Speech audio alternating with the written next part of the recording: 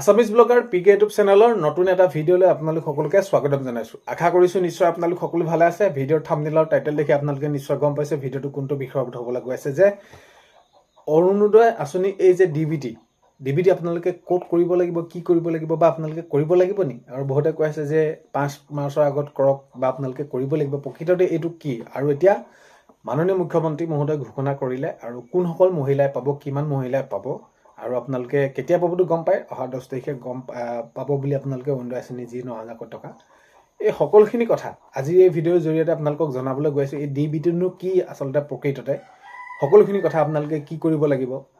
আপোনালোকে ভিডিঅ'টো শেষলৈকে চাব। ভিডিঅ'টো বহুত বেছি দীঘলীয়া নহয়, শেষলৈকে চাব বুলি আশা কৰিলোঁ। শেষত ভিডিঅ'টো চাই আপোনালোকৰ মতামত কমেণ্টৰ জৰিয়তে জনাব। আৰু এইখিনিতে আপোনালোকক এটা অনুৰোধ কৰিম, চেনেলটোলৈ যদি আপোনালোক নতুনকৈ আহিছে, চেনেলটো ছাবস্ক্ৰাইব কৰাৰ লগতে কাষতে থকা বেল আইকনটো প্ৰেছ কৰি অল কৰি থ'ব, যাতে নতুন এটা ভিডিঅ' দিয়াৰ লগে লগে আপোনালোকে আগতীয়াকৈ চাবলৈ পায়। যদি ভিডিঅ'টো চাই ভাল পায় লাইক এটা কৰি দিব আৰু শ্বেয়াৰ কৰিব বুলি আশা কৰিলোঁ। এতিয়া মাননীয় মুখ্যমন্ত্ৰী মহোদয়ে ঘোষণা কৰিলে আৰু কৈছে এতিয়া কোনসকল মহিলাই পাব বুলি কৈছে। এতিয়া আপোনালোক সকলোৱে পাব, যিসকলে এতিয়া ধৰি লওক প্ৰথম পৰ্যায়ৰ পৰা পাই আহিছিলে, হঠাতে আপোনালোকৰ কাটি দিলে নামটো, কেতিয়াও বহুতো মহিলাই কাটি দিছিলে, আপোনালোকে নোপোৱা হৈছিলে। তাৰ পিছৰ পৰ্যায়ত আপোনালোকে হয়তো আপোনালোকৰ পঞ্চায়তলৈ লিষ্ট আহিছিলে, আকৌ আপোনালোকে ডিচি অফিচত দিছে কাগজ পত্ৰ, নিশ্চয় দিছেনে? আপোনালোকে সেইটো কমেণ্টত লিখিবলৈ নাপাহৰিব। আপোনালোকে যদি দিছে, সকলোৱে আপোনালোকে পাব, তেনেহ'লে আপোনালোকে তাত চিন্তা কৰাৰ বিষয়ৰ প্ৰয়োজন নাই, আপোনালোকে পোৱাটো পাবই। এতিয়া মাননীয় মুখ্যমন্ত্ৰী মহোদয়ে জনাইছে যে কোনসকল মহিলাই পাব বুলি নহয়, সেইখিনি সকলোৱে আপোনালোকে পাবই। যিসকল মহিলাই অৰুণোদয় আঁচনি পাবলগীয়া, যাৰ বাবে আঁচনিখন ৰূপায়ণ কৰিছে, আপোনালোকে সকলোৱে পাব। এতিয়া কথাটো হ'ল কি, প্ৰায় 39,70,000 মহিলাই 39,70,000 মহিলাই 9,000 টকাকৈ পাব অহা 10 মাৰ্চৰ তাৰিখে। তো মুঠ ইয়াৰ বাবে ব্যয় হ'ব, মাননীয় মুখ্যমন্ত্ৰী মহোদয় কেবিনেটত সেইসমূহ জনাই দিছে, প্ৰায় 3,600 কোটি টকা ব্যয় হ'ব। তো হয় 39,70,000 মহিলাই পাব 9,000কৈ টকা আৰু 10 মাৰ্চত আপোনালোকে পাব আৰু মুঠ ব্যয় হ'ব আপোনালোকৰ 3,600 কোটি টকা।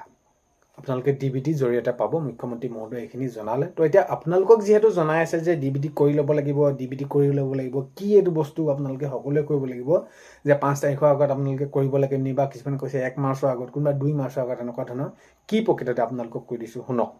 তো ডিবিটি মানে হৈছে ডাইৰেক্ট বেনিফিট ট্ৰান্সফাৰ।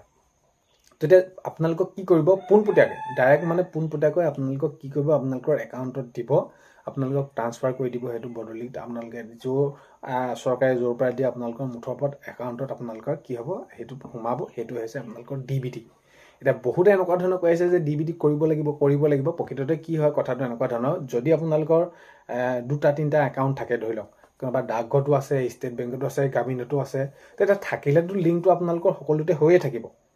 কিছুমান ক্ষেত্ৰত নাথাকে। আজিকালি কি হয়, এই যিটো টকা আধাৰৰ জৰিয়তে দিয়ে, আধাৰ কাৰ্ডটোৰ জৰিয়তে দিয়ে, যিহেতু আপোনালোকে সেইটোৱে কৈছে যে আধাৰ কাৰ্ডটো যদি আপোনালোকক কিবা কাৰণত কোনোবা এটা বেংকত লিংক হৈ থকা নাই, এতিয়া ধৰি লওক আপোনালোকৰ 2-3টা একাউণ্ট আছে, আপুনিতো নচলোৱাকৈ থকা নাই, আপোনালোকে চলাবৰ কাৰণেহে আপোনালোকে সেইটো একাউণ্ট খুলিছে। তো সেই যাৰ যদি কিবা কাৰণত আধাৰটো লিংক হৈ থকা নাই, সেইটোকে লিংক কৰিব কৈছে। অৰ্থাৎ এতিয়া ধৰি লওক আপোনালোকে ডাকঘৰটোত আপোনালোকৰ আছে একাউণ্ট, গ্ৰামীণতো এটা আছে, ষ্টেট বেংকত এটা আছে, কিবা কাৰণত ধৰি ল'লোঁ মই গ্ৰামীণতো আপোনালোকৰ আধাৰ কাৰ্ডটো কিবা এটা লিংক হৈ থকা নাই, ধৰি ললোঁ ষ্টেট বেংকতো কিবা এটা কাৰণত নহ'ল। তো আধাৰত যিটো আপোনালোকে ডকুমেণ্ট, যিহেতু একাউণ্ট গোটেইকেইটা খোলোতে দিছিলে, এতিয়া ডাকঘৰটো হয়তো লিংক হৈ আছে, তেতিয়া আপোনালোকৰ সেই একাউণ্টটোতে আপোনালোকৰ এই অৰুণোদয় টকাটো সোমাই যাব। তেনেকুৱা ধৰণৰ কথাটো বুজিছেনে? মই যিটো ক'ব বিচাৰিছোঁ কথাটো সেইটোৱে। এতিয়া ধৰি লওক আপোনালোকৰ এটাহে একাউণ্ট, ষ্টেট বেংকৰ হওক বা গ্ৰামীণত হওক বা ডাকঘৰত, সেইটো একাউণ্টত আপোনালোকে কি হৈ আছে, আপোনালোকে লেনদেন কৰিয়ে আছে, আধাৰ ডকুমেণ্ট দি আপোনালোকৰ সকলোখিনি লিংক হৈ আছে। তাত আকৌ আপোনালোকে কোনো ধৰণৰ আকৌ উপৰি লিংক কৰিব লগা কথা নাই। প্ৰথম আপোনালোকে বেংকলৈ এবাৰ যাব, যে আধাৰ আপোনালোকে লিংক হৈ আছে নাই, সেইটো এবাৰ আপোনালোকে চাব। কাৰণ কেলৈ লিংকটো এনেকুৱা ধৰণৰ হয়, কিছুমান চৰকাৰী যি আঁচনি টকাসমূহ নোসোমায়, ইভাগে আপোনালোকে লেনদেন কৰি থাকিলোঁ। তো সেইবাবে আপোনালোকে তাত খবৰ কৰিলে গম পাব। আৰু আগৰ পৰ্যায়ৰ পৰা যদি আপোনালোকে অৰুণোদয় পায়ে আছে, বা আপোনালোকে চৰকাৰী ঘৰ কোনোবা পাইছে, আপোনালোকৰ সেই টকা যদি সোমাই আছে, সেইটো আপোনালোকৰ একাউণ্টটো সঠিক হৈয়ে আছে, সেইটো আপোনালোকৰ লিংক হৈয়ে আছে আধাৰ। তো সেইটোৱে কথা। আৰু যি ডিবিটি ক্ষেত্ৰত আপোনালোকে কৈছে এইটো কৰিবগৈ লাগিব, আমুক কৰিব লাগিব, তেনেকুৱা ধৰণৰ কোনো কথা নাই। আপোনালোকৰ ডিবিটি হ'লে ডাইৰেক্ট বেনিফিট ট্ৰান্সফাৰ, আৰু যদি আধাৰ লিংক হোৱা নাই, আপোনালোকে আধাৰ লিংকটো কৰি ল'ব, বাকী একো আপোনালোকে ভয় খাবলগীয়া কথা নাই।